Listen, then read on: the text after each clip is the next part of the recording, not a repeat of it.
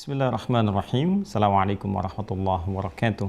Baik, seseorang bertanya kepada Ibnu Abbas radhiyallahu taala anhuma. Riwayat ini viral sekali. Ya, pertanyaannya sederhana. Jadi ketika beliau sudah berusaha merawat ibundanya sampai dengan optimal dan sampai meninggal dunia.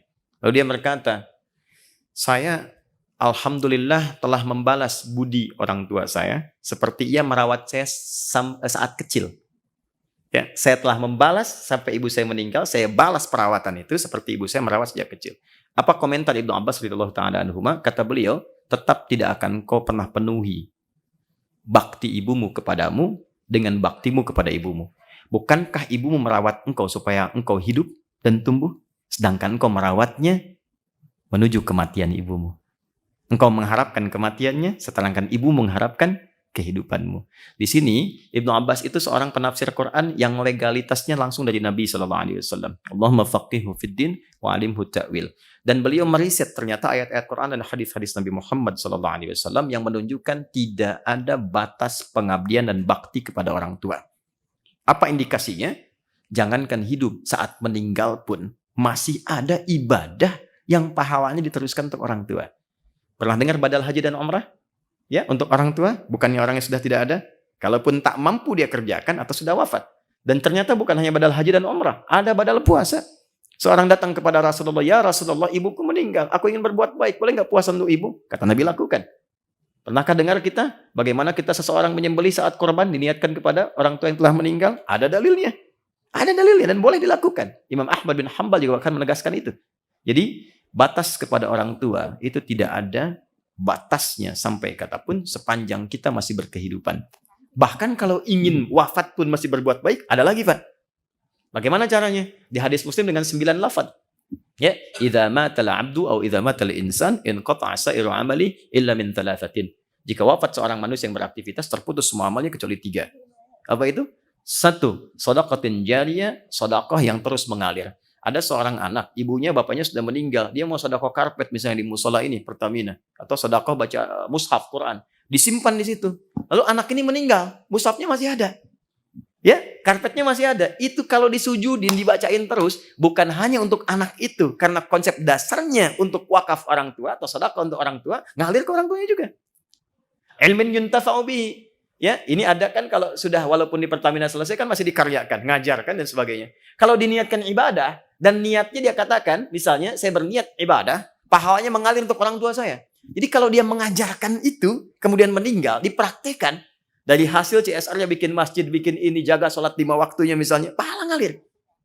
Wa walidin shalihin yad'u lahu. Kalau ini masih hidup, anak soleh yang berdoa untuk orang tuanya. Jadi sekali lagi tidak ada batas birrul walidain dari seorang anak pada orang tuanya. Allah taala alam bisawab. Oh iya, saya lengkapi sedikit. Seorang anak yang selalu meniatkan pekerjaannya untuk bakti pada orang tua, itu Allah langsung jawab di dunia tanpa menunggu akhirat.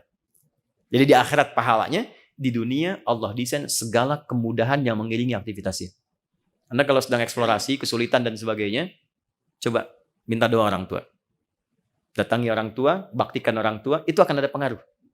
Ya, ini kelihatan sederhana, tapi sayang Allah kadang-kadang dilekatkan lewat ridhonya kedua orang tua. Dan itu konsepnya sudah banyak. Ada pekerja, 3 orang bekerja, kehujanan. Kemudian singgah di sebuah gua, ketutup sama batu besar. Di Al-Bukhari, panjang sekali hadisnya. Ya, salah satu di antara mereka mendorong, nggak bisa. 2 orang nggak bisa. 3 orang nggak bisa. 3-tiganya. Maka mereka sepakat menggunakan rumus Al-Maidah di ayat yang ke-35. Ya ayyuhalladzina amanuttaqullaha wabtaghu ilaihil wasilah. Maka tawassul, cari wasilah. Di antara yang bertawasul itu dengan amal solehnya terhadap orang tua. Seperti Anda, Pak, bekerja, Ibu. Kerjanya banyak dan sebagainya. Dia dedikasikan pekerjaannya untuk berbakti pada ibunya. Jadi setiap pulang, dia akan siapkan makanan dengan susu yang diminumkan langsung di ibunya. Nggak pernah makan kecuali ibunya dulu. Hasil pekerjaannya demikian. Satu kali, begitu datang, sebelum meminumkan susu, menghidangkan makanan, ibunya tertidur. Di luar jadwal. Maka kata beliau, saya tetap menyiapkan susunya. Saya pegang di samping beliau sampai bangun. Saat bangun pun, ibunya nggak sadar karena sudah tua, nggak sadar bahwa anaknya sudah berdiri lama. Dan saya tidak mengatakan di lisanku sedikit pun untuk melukai hati ibu, bahwa saya sudah berdiri lama selama ini. Tidak. Saya tetap minumkan dengan penuh bakti dan memohon taat kepada Allah. Ya Allah, jika memang amalan itu menjadikan ini bernilai di dalam dirimu, bernilai darimu, maka mohon bebaskan kami dari kungkungan batu ini. Didorong menggelinding batunya. Dan sudah banyak kisah termasuk dosa-dosa yang ingin ditobati. Ibnu Abbas mengatakan, apa ibumu masih hidup? Ayahmu masih hidup. Karena aku tidak melihat bakti kepada orang tua yang mendatangkan cepatnya rahmat Allah diturunkan. Wallahu ta'ala alam bissawab. Batas minimal untuk berbakti pada orang tua adalah berdoa. Itu paling minimalnya. Ya, karena itu banyak doa di Quran disebutkan, termasuk di Quran surah ke-17 misalnya ayat 23 sampai 27, itu yang kita bawa ke dalam keseharian kita. Rabbighfirli wali walidayya warhamhuma kama rabbayani shaghira. Nanti menariknya begini, nanti kalau waktu ada yang lebih luas lagi kita bisa rincikan. Doa saat antum mau nikah kaitan dengan orang tua ada tidak? Ada. Doa saat antum bekerja dapat proyek nih, sukses. Ada lagi doanya dengan orang tua. Dan itu komplit. Quran surah 46 ayat 15 misalnya. Doa saat sedang berkeluarga nih. Terus kita merasakan, karena akan dibalik. Apa yang kita perlakukan ke orang tua, antum punya anak, itu akan berbalik tuh. Karakternya akan sama. Nah, saat itulah antum merasakan, itu cepat berdoa. Ada doanya juga. Ya, jadi minimal, bakti paling rendahnya itu, kita bisa berdoa. Karena tidak mengeluarkan apapun. Hanya perhatian-perhatian yang baik.